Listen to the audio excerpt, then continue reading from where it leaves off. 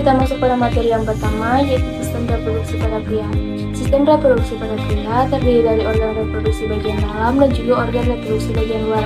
Seperti yang kita lihat gambar di samping, ada gambar yang menunjukkan struktur-struktur organ reproduksi pada pria.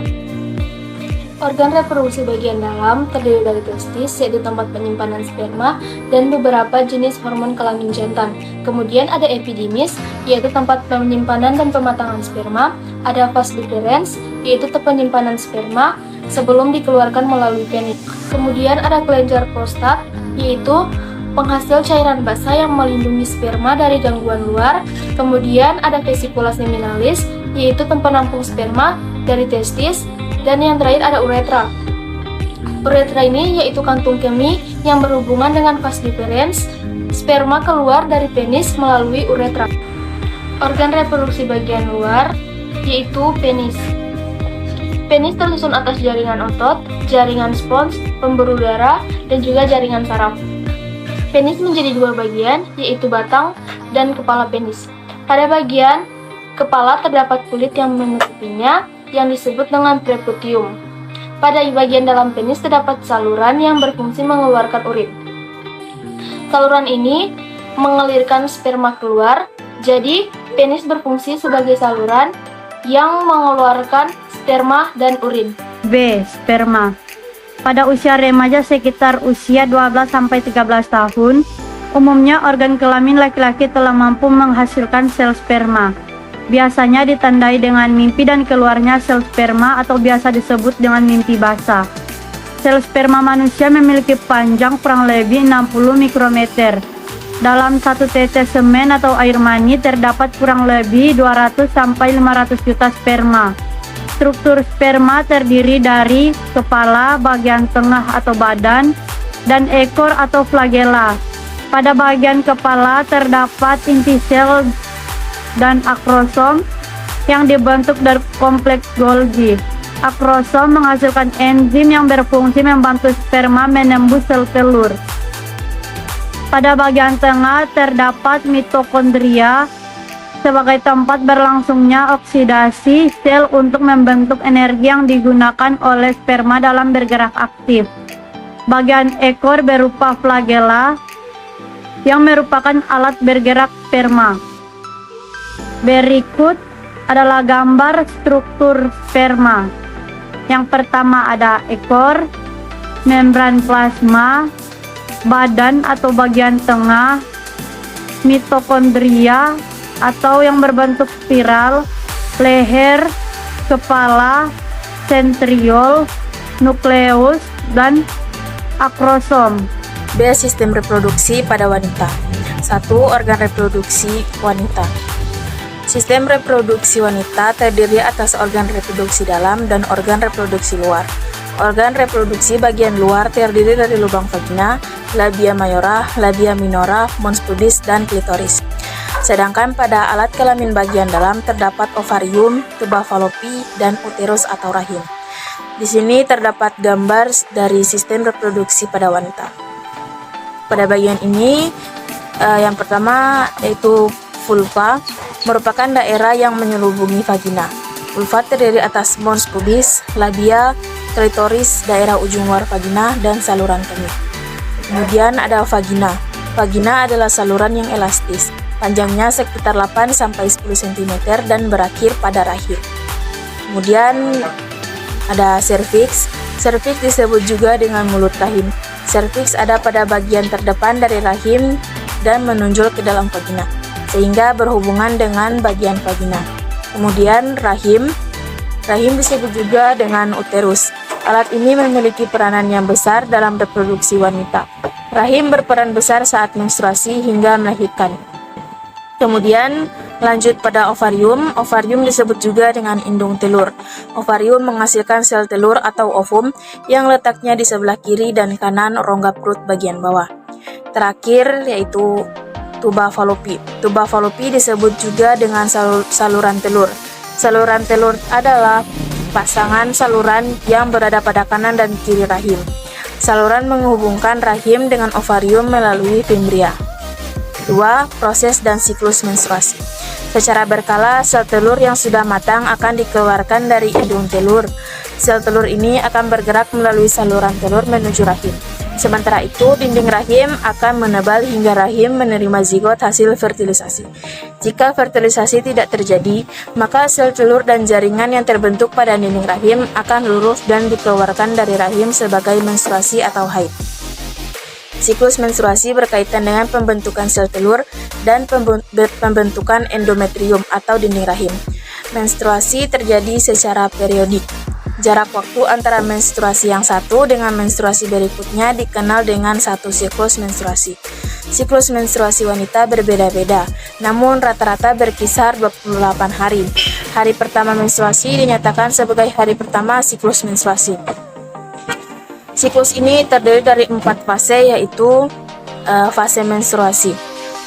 Fase menstruasi ini terjadi jika ovum tidak dibuahi sperma, sehingga korpus luteum menghentikan reproduksi hormon estrogen dan progesteron. Yang kedua, fase praovulasi disebut juga dengan fase proliferasi. Pada fase ini, hormon pembebas gonadotropin yang dikeluarkan hipotalamus akan memicu hipofise untuk mengeluarkan FSH. FSH ini singkatan dari follicle stimulating hormone. Yang ketiga, fase ovulasi. Jika siklus menstruasi seorang perempuan 28 hari, maka ovulasi terjadi pada hari ke-14. Peningkatan kadar estrogen menghambat pengeluaran FSH. Kemudian, hipofise mengeluarkan LH. LH ini singkatan dari luteinizing hormone. Dan yang terakhir yaitu fase pasca ovulasi. Fase ini berlangsung selama 14 hari sebelum menstruasi berikutnya.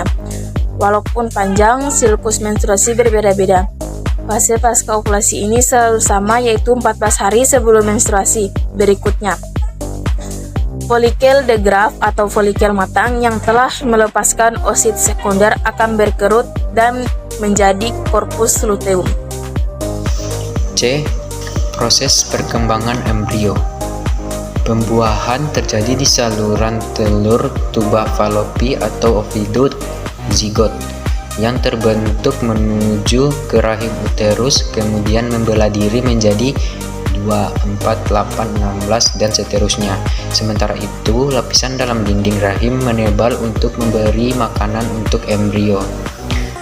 Embrio memperoleh makanan dari tubuh induknya melalui plasenta atau ari-ari. Selanjutnya, makanan masuk ke embrio melalui tali pusar. Melalui tali pusar tersebut, zat sisa metabolisme dan zat yang tidak berguna dialihkan kembali ke plasenta dan akhirnya ke tubuh ibunya.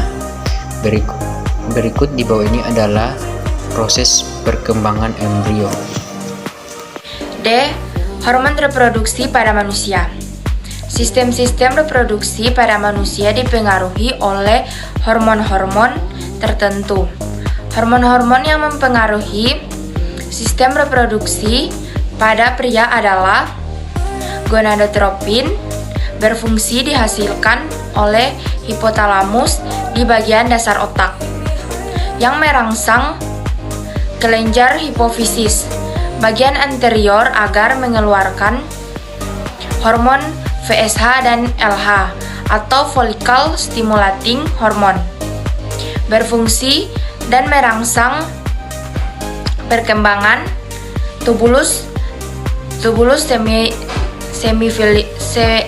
seminiferus dari sel Sertoli untuk menghasilkan ABP atau androgen dinding protein yang berfungsi memacu pembentukan sperma pada wanita.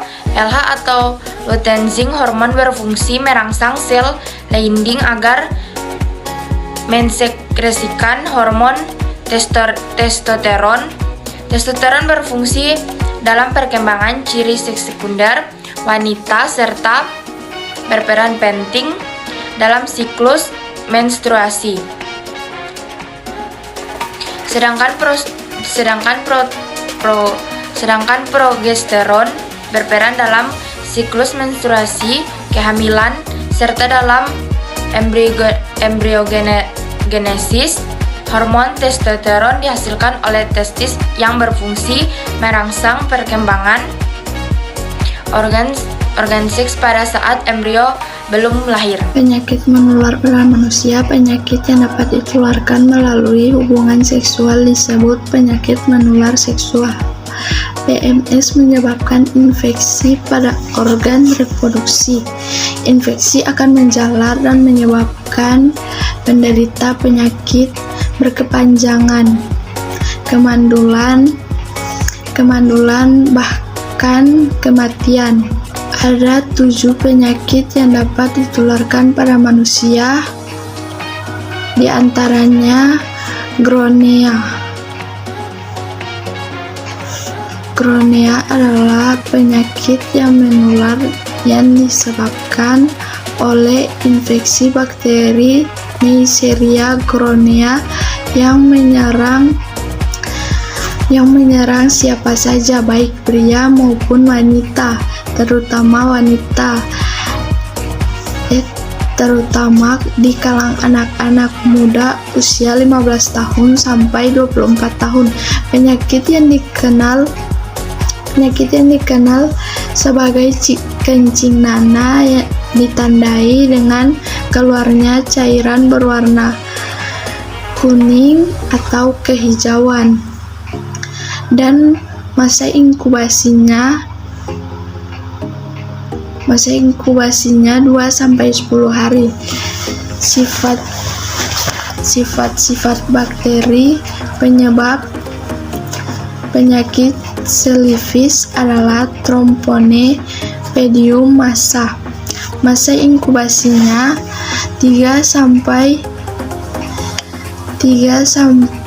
4 minggu, kadang-kadang sampai 13 minggu. Kemudian timbul benjolan di sekitar kelamin. Terkadang penyakit disertai dengan pusing dan flu yang akan hilang sendirinya. Penyakit sepsis juga menyerang susunan saraf otak dan darah. Amperisgenia. Penyakit ini disebabkan oleh virus herpes simplex dengan masa inkubasinya 4-7 hari.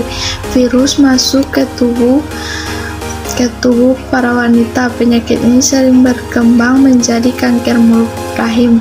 Chlamydia. Penyakit ini disebabkan oleh Diachol Amelia Tracheomadium.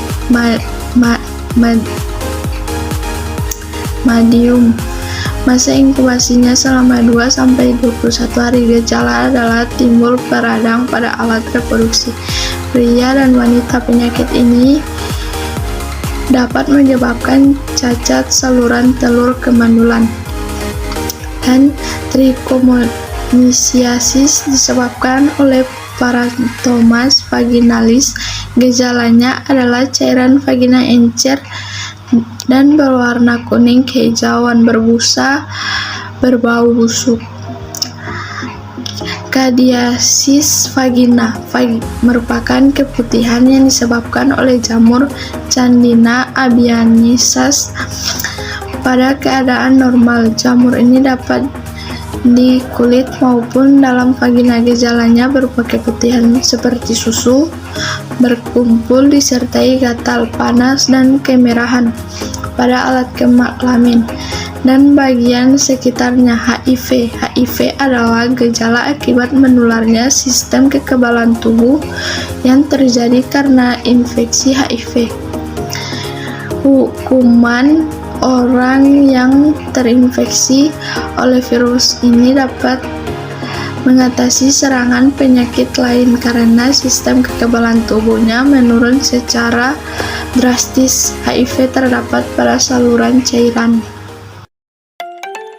Itulah tadi pemaparan materi dari kelompok 3 mengenai sistem reproduksi. Atas perhatiannya saya ucapkan banyak terima kasih, dan bila ada salah kata mohon dimaafkan. Wabillahi taufiq wal hidayah. Wassalamualaikum warahmatullahi wabarakatuh.